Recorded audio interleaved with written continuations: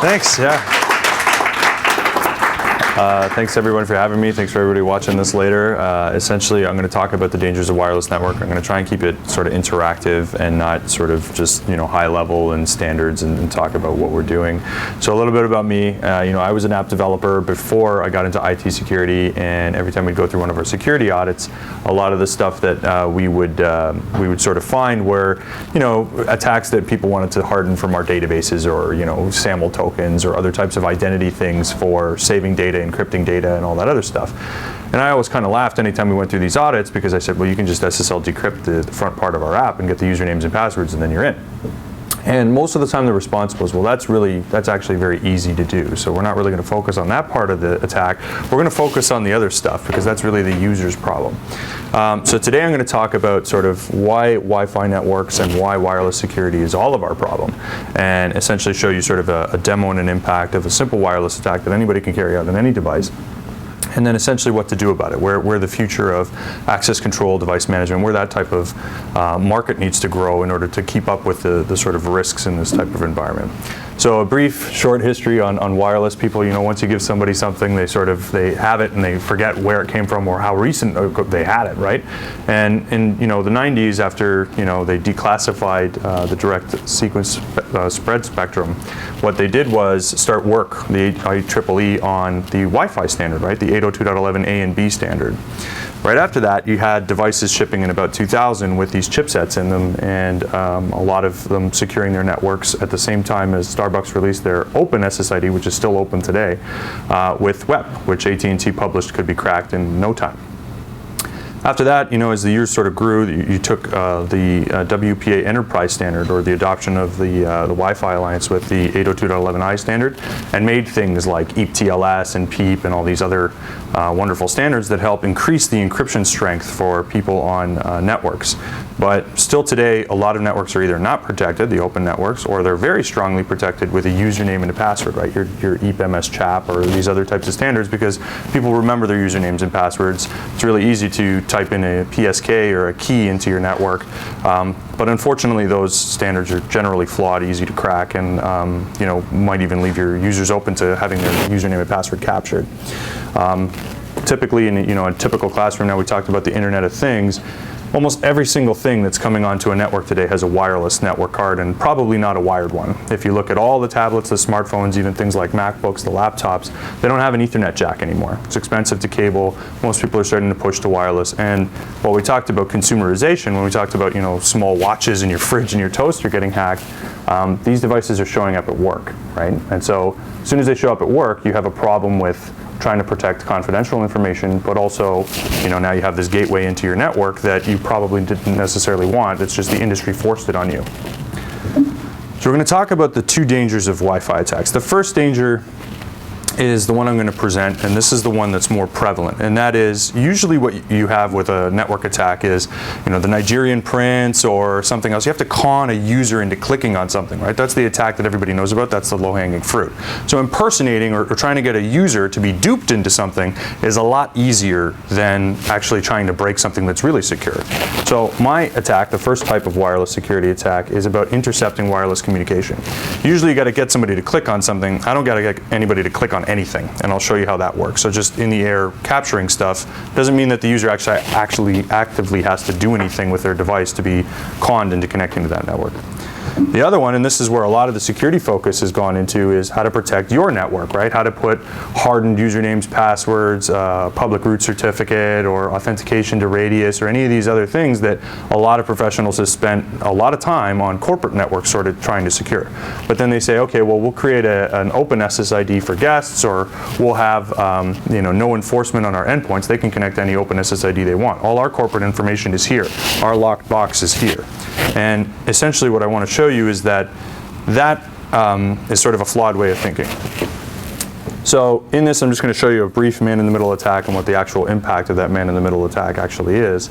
And first I'm going to describe a little bit about how the attack works so that we all kind of are on the same page as to what I'm actually doing. So each one of the devices that are probably in this room, whether it's your laptop, your smartphone, your BlackBerry, whatever, they all follow the same Wi-Fi standard. That means the way they connect to networks is all the same. There's no magic formula for why BlackBerry connects to a network versus Windows. When they connect to open SSIDs, which happen quite honestly all the time when you're on the road or whether you're dropping the kids off at hockey or whatever it is, you're going to connect to the airport, you're going to connect to a hotel, you're going to connect to McDonald's. When you connect to these networks, you sort of assume that they're insecure, but you're also probably just sending data back and forth to basic things. You're checking the web for something, trying to find a GPS location to something else. But what your device does every single time it has that Wi-Fi card on is replay all those networks out. So it's going to look for the networks you connected to in the past, all of them at the same time, because it has no idea where it is.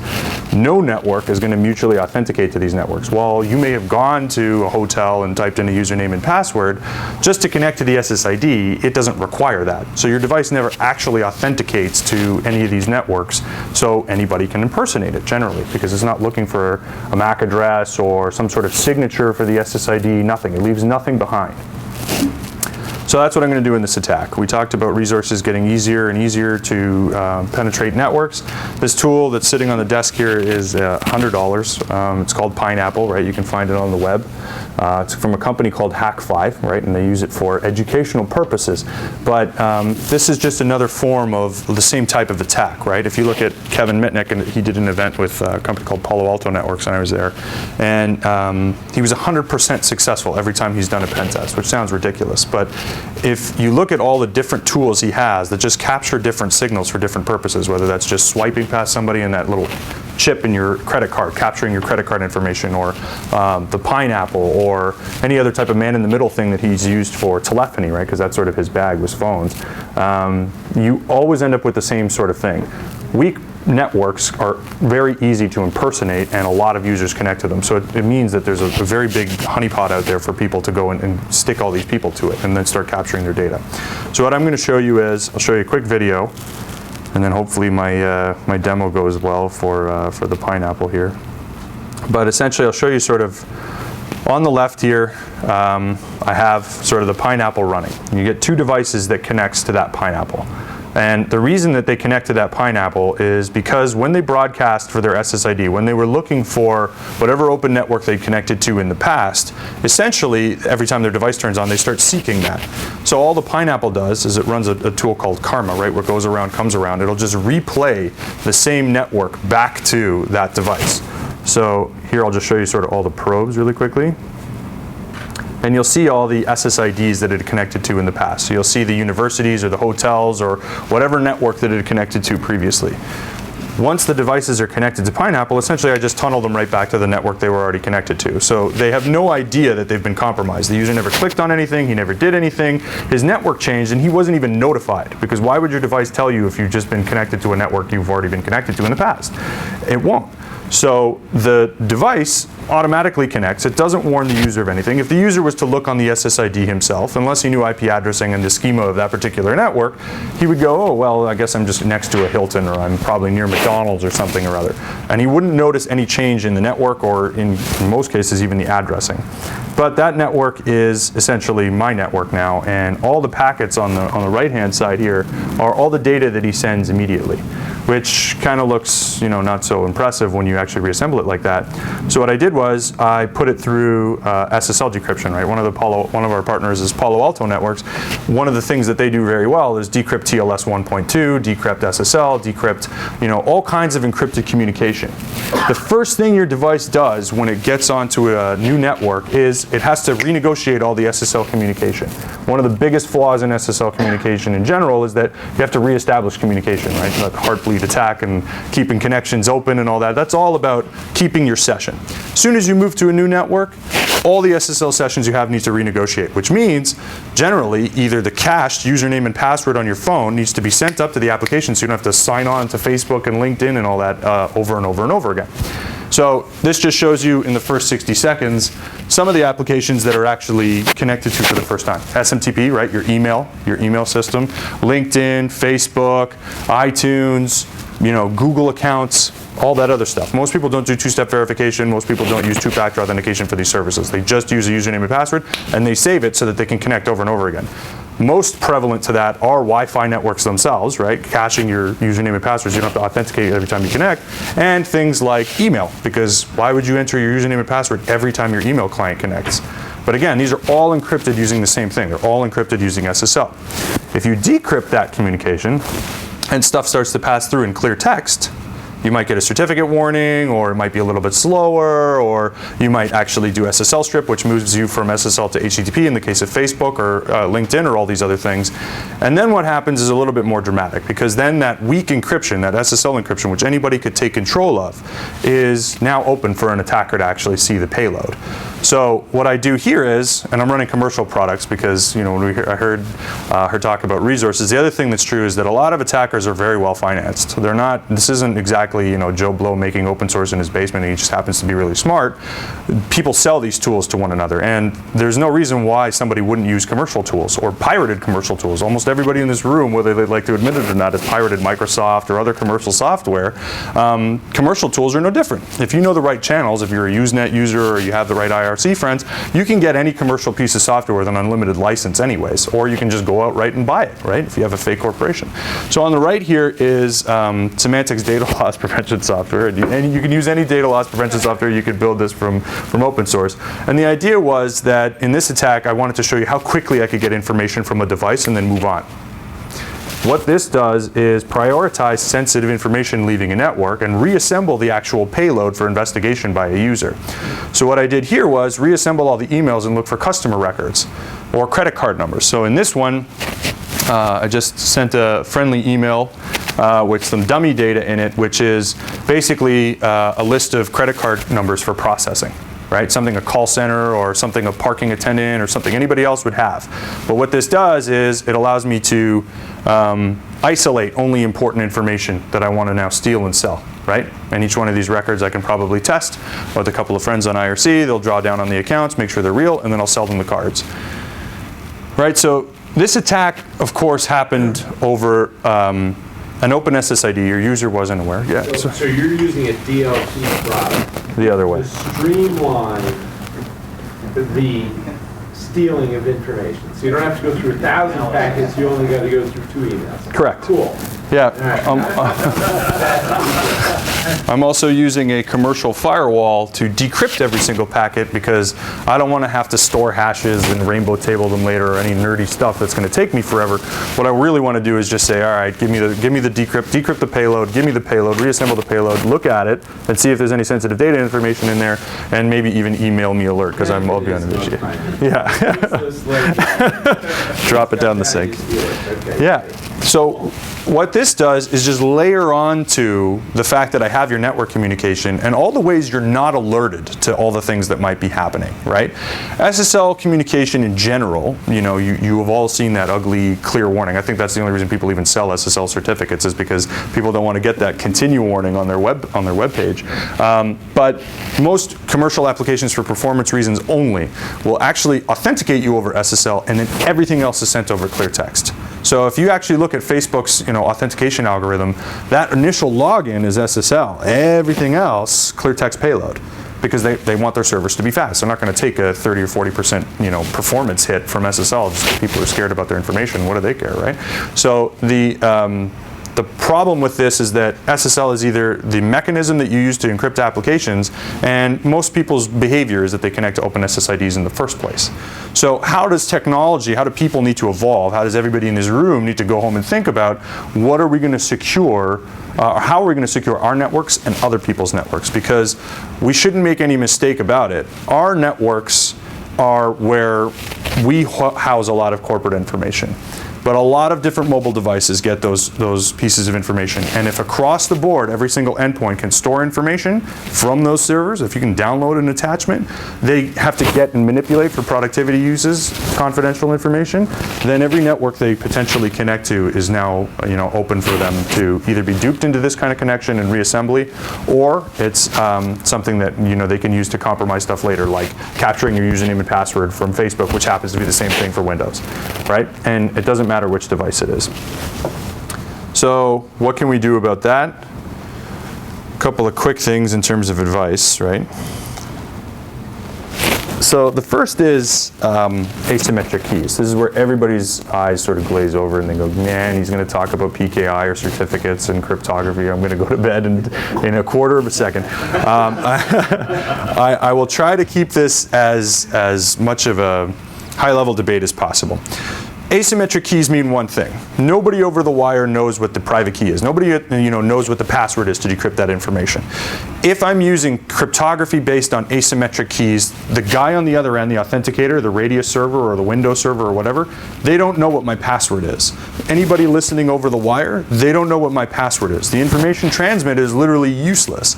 But if I don't exchange the public-private key pair in a way that the only thing I'm sending over the wire is a public key, then essentially I'm now sending credentials over the wire, which is just as bad as not encrypting at all. Because then if I send something that can be decrypted later, because I have an NTLM hash or something, a Microsoft hacking tool that would allow me to hack Microsoft usernames and passwords, then it's probably worse for the network that I authenticated that way in the first place.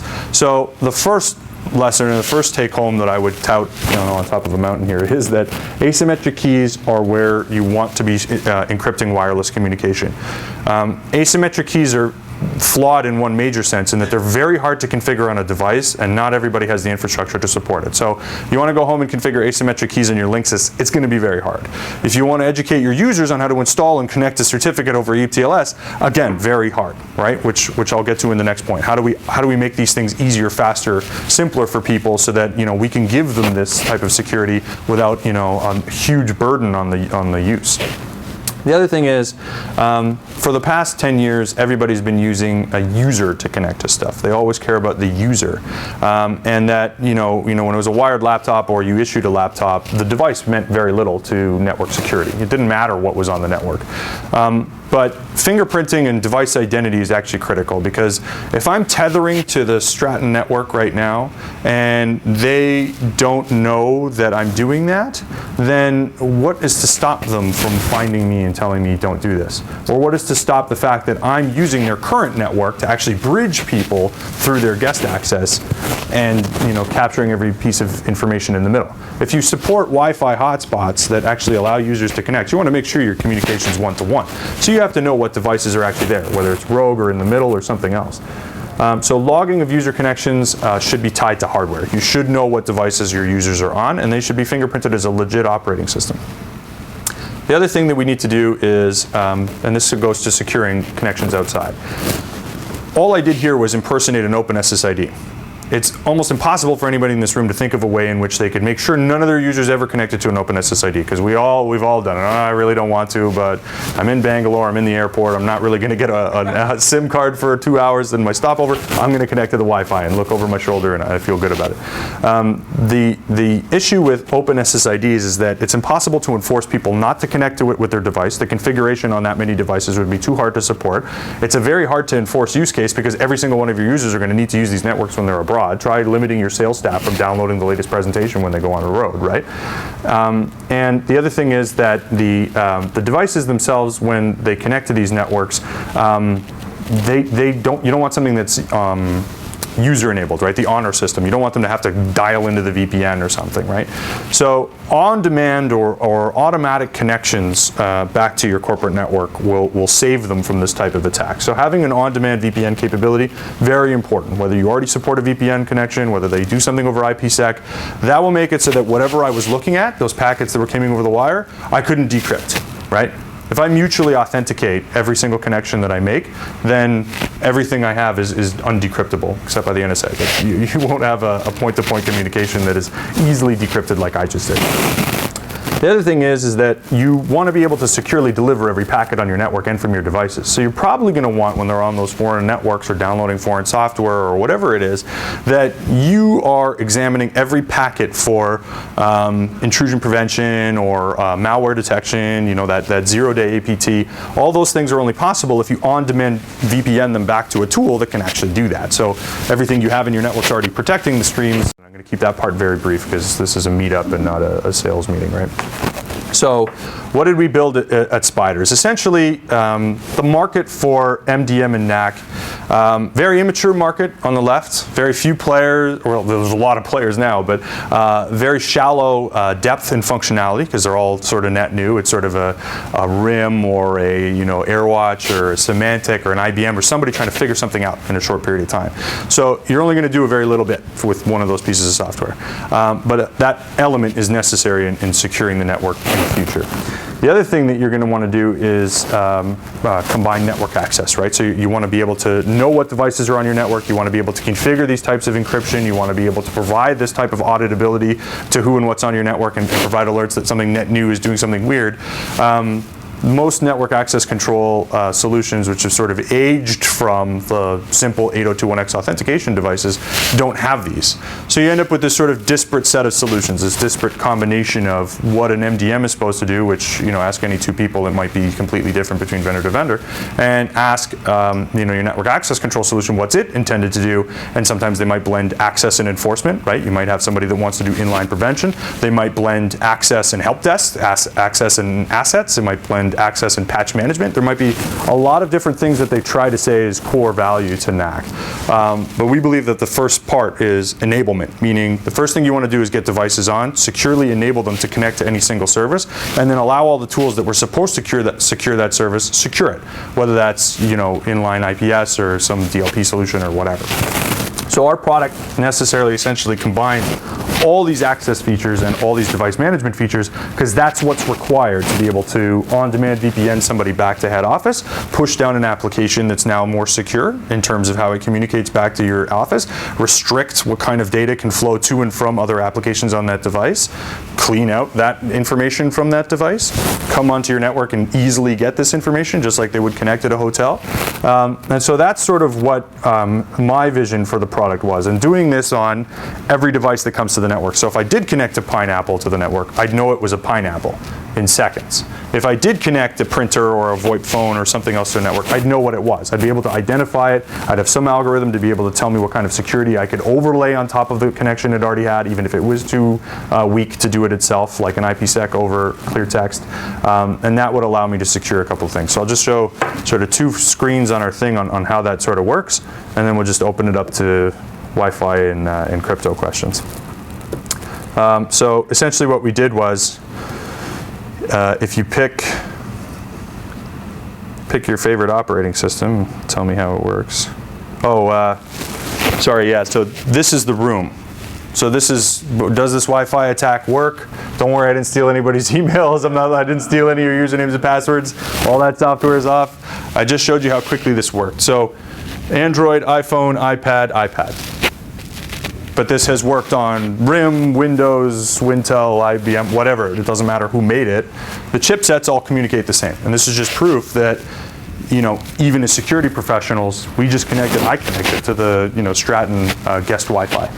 And that though this part's trivial, and it's going to remain trivial to attack you this way in the future, I'm not saying, the government should get rid of open SSIDs and we should find some new mutually authenticated way that everybody can connect, because that's not going to work. What I'm going to say is protect your users and protect your data by on-demand VPNing them through this. So how do you do that? Well, first you got to get a VPN client on the machine. You got to certificate authenticate it. You got to identify the device. So having a user come in with, let's say, Active Directory credentials is the first part of this process.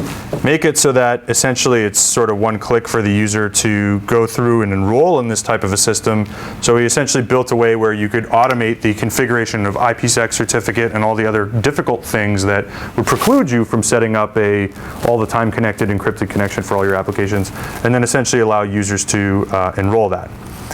So again, this working on a lot of different devices in the environment, whether that's Android or Mac or what have you, right? We even have Chromebook support for the schools out there. And then essentially we want to be able to audit all those things in a row. So what we want to do is find out what user is tied to what device and have they connected to the network or not. This part of the demo is over. So essentially getting an idea of your user population, right? Being able to kick people on and off the network the same way you'd revoke usernames and passwords, just kick those off. Having guests and asymmetric keys sort of stored per user in the same place. So having strong keys. being able to monitor things like certificate expiry, how many people have enrolled, how many certificates, and then actually tying the hardware specifically to that. So in this one, I sort of show a little bit of a geolocation. We'll get a little bit further into this if you guys are interested. See me after, but being able to track not only the fact that the Android is the one using that certificate, but the Android has these following security settings. Any app I enroll onto the Android now, I want to be able to secure data communication between. So now I take the applications that I want to be able to manage, whatever those applications are. You think of Office 365 or any of these other cloud services. I want to be able to control the client that's on that mobile operating system. Once he onboards onto my network, I have full asset inventory, location, and other information about him, so I know what he is verbatim. And then I can actually start enforcing what he can do with the applications and the data that I give him, right? I can also track every single thing that came on my network down to each connection point that they had, right? And then all the other things that MDMs can do, like pushing PIN, passcode, other types of email configurations, and all those other things, so that when that user clicks on that button, he gets everything he needs from a corporate application infrastructure perspective: the emails, the apps, the data containers, the whatever you're going to give your user, and then you have a tether to them everywhere that they go, so everything's encrypted from that point forward. That's our strategy. Okay, questions? Shoot. Do you have any two-factor authentication available on that front page? So let's say that guy gets attacked by a phishing attack, so now I've got a username and password, right? Yeah. Right? Yeah. So, I mean, enrollment here and trust, like this has always been a topic of discussion. Whenever you give somebody asymmetric keys, and those keys are always used to connect to your network, you want to provide that first authentication as strong as you want. So if this needs to be certificate encrypted itself, or SAML token, or two-factor token, or some other way that the fields in here will let you know the person is valid, those are things that, of course, we can customize on this. You do it just the first time. So we do two-factor when we authenticate my iPhone for the first time, and then after that, I'm just username and password. Right, or two-step admin-approved verification, right? Everybody's a customized workflow. So if it's a guest user, it's just some guy coming off the street, fine, enter your username and password, but you're going to just have a web session. If you want to be able to actually get keys that allow you into the sensitive parts of the network and hence enroll you in the IPsec connections that let you access this network remotely, what we want to do is have two-step verification, whether that's a text message down to the phone, or we have two-factor authentication, whether that's integrating with an existing token system that you have. But any way that we want to provide non-repudiation for the user for the first distribution of the key, we need to be able to do that. Cool. Yeah, but after that, what we want to provide is all those shared little tokens, all the saved Microsoft usernames and passwords, all the stuff that could let people get into our network or easily transmit it over SSL is actually worse for your network. We want to be able to use an asymmetric key there. That's my thing. For Toronto or Ottawa? Toronto. Does it sound like Ottawa? Or was it more in there? It's much colder in Ottawa for anybody who hasn't been there. It's almost as cold as here, because we're actually south of New York. I had to fly up here. What? From Canada. Yeah, so that's it. Other questions I usually get are, Adam, that hack where you showed the copying of the emails, could that have been any stream? Encryption techniques apply to protocols. You do SFTP different than you do SSH, different than you do email encryption, different than you do SSL. All of them are based on roughly the exact same algorithm to exchange keys on that first time. Every time you connect to SSH, do you want to accept this key? SFTP, did you install your keys? It's all about getting that simple RSA algorithm key that you put on some client that connects to the backend server. The communication that's sent there, first connect, that's where you sort of trap them, decrypt them, and then every single other session is heartbeat, right? It's a heartbeat that keeps you up and running on that session. It's not re-authenticated every time, because that would be way too expensive for the application.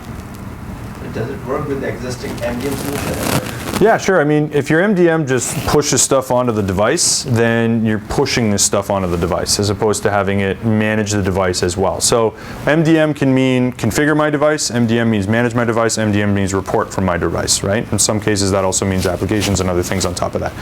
No matter where your MDM delineates, this is essentially a configuration and a manager of a specific configuration, and that is secure Wi-Fi configuration, corporate settings that are going to be on that device, applications that are going to be on that device. So you could roll that down as a package from your MDM just as you could anything else. So if your MDM can configure the device, and one of the things we're configuring on the device is something you want to configure, you could use your MDM to do that. and then essentially you're authenticating to us. You're trust but verify. You're validating that connection to us. You're validating that endpoint. They have their container on the... Yeah, the container's great. So containers and app wrapping and any other Aperion or whatever you want to call your app approach, the container is going to be signed apps that run by it. So if you're good and you run AES and you have a container on the phone, that shares email, calendar, contacts, it shares files, right? And it makes sure that you have that tunnel back to head office. It also makes sure that anything that goes in the container can't be sent out of the container. But the problem with the container, not the problem, one of the configurations of the container is that you can allow data out of the container to be consumed by apps. So if that version of PowerPoint isn't something good made, Microsoft or something can create a connector and they can flow in between. Once it's outside that container, it's on the decrypted part of the disk. So if your app wants to consume it, you're sort of tied to either it's got to be signed by good, and that's the same thing for app wrapping. If you're Mocana or some other company, I would just pick company names because those ones are the popular ones, right? And you have applications that you need to sign to be able to do on-demand VPN, PIN passcode restrictions, data restrictions, and you're essentially creating a dynamic container. You're sort of under the same gun, right? You have the same problems, which is how many apps do you support? If this guy wants to use Dropbox, that guy uses YouSendIt, this guy uses Boxnet, this guy, you know what I mean, like Excelion, they might all have different apps. Those apps might not be signed by your app wrapping provider. So when you actually go to get the analytics or the configuration from it, you can't do it. So our attitude is that if you used us to push down good, and you used us to push down the other apps that went in it, the way we string the app together is that only those apps can communicate to each other, good and the other ones, and then whatever restriction you put in app to say, or in good to say this app can get in or that app can get in, we'd be able to enforce that. So you'd be able to pull all the apps, including good, out, and make sure that when you're connecting to networks and you're not using good to transmit information, that we're providing an on-demand VPN for everything else. So good for the rest of the phone and good for the rest of the apps was essentially how we do it. So it looks like you're doing the same approach as the desktop management on the mobile devices. Desktop management on the mobile devices is, I wish, right? Yeah. Microsoft launched their Intune products. Right. It has more than what typical endgame solution are providing. Yeah. They talk about the same application wrap, so they can Right. manage your mobile device like they do manage the desktop and operating environment. Right. Like, So yeah. So every mobile app security company or whatever you want to manager, they're all going to fall under the same application programming problem that the device manufacturer gave them, and that is that when Apple and Google and BlackBerry and all these other stuff have an app that runs, it's very weak memory on those devices right now. Right? There's not a lot of RAM, there's not a lot of CPU, even though Samsung would like you to believe it's as good as a desktop. It's not. Right? When the app runs in there for performance reasons, it runs in a silo. It runs by itself. It has its own permissions, only it can hear its own data, right, depending on whether you're Apple or Android. But the model in which they do application, essentially they have their stack, their programming stack, is isolated to the app. So when apps actually choose to communicate, they have to go through a shared resource mechanism. There has to be a way you can put something down and say only that guy can pick it up. Because you're not running all the time to say, all right, I'm going to make sure you're using it while I look at it and then stop it. That's the operating system model, right? We have a stack of processes, we have a file, we have a disk, and then the processes can access the disk, and then Microsoft's rights management can apply different rights to different processes. They run as different users. We can set different permissions to different parts of the disk. All the beautiful things. I wish, when I say I wish I could write a desktop management system for a mobile phone. But unfortunately, those operating systems aren't as complex as the original Windows, and they don't have the same shared resource model as Windows. So while Microsoft, of course, you trust them because they came up with the first operating system and they had those management capabilities in their own operating system, they're not there for Apple and Android and Chromebook, which is an entirely cloud-based, except for the short little 16 gigabit of disk, the way that those operating system models want to work. They essentially want to give you that dummy terminal and put all the apps and the data somewhere else, and then just say, manage me from up here. I am, Apple. I am Android. I will manage all my stuff. So I think that they'll have the same problem that RIM has, and that is to apply their permissions model to different operating systems. You have to sort of customize. That's where a lot of our research is actually at Intelligos. Everything we have that's R&D is focused purely on that. An actual shared model between how you can run stuff between different operating systems. That's our pattern. So I don't know, that probably was a long soliloquy about anything, but I would say that to bring it back to reality, Intune and the other providers, they all have the same capabilities built into the operating system, and their approach may or may not scale. And I'll give you some good examples. Some people that made a container gave up. Some people that made app wrappers gave up. And they gave up because when they tried to support the 2 or 3 major operating systems, right, the Microsoft, Android, and Apple, when they came to each one of those models, they found that either the device manufacturer was going to build a container or change their sharing model so that when you go to run it on 7.1.1, it doesn't work anymore, and 7.1. So they basically say, forget it, we're not going to do it. We'll let somebody else do it. We'll integrate, right? And then they let somebody else hold the bag. So, yeah, it's tough to maintain through those models. And I think the right approach, at least the one commanded by Google and Apple, is that their native sharing model, you have to look at where those shared resources are, and that's how you communicate which apps can share what. You have to lock down the part of the file disk that does that, not the app. You don't app wrap. You don't create a container that signs other apps. You look at where the app is actually putting the data down, and you protect which apps can actually touch that part. The Microsoft model from old, which I'd love to show you later. Okay. Other questions? Yeah? Well, it's kind of only over Wi-Fi or cellular? Cellular as well.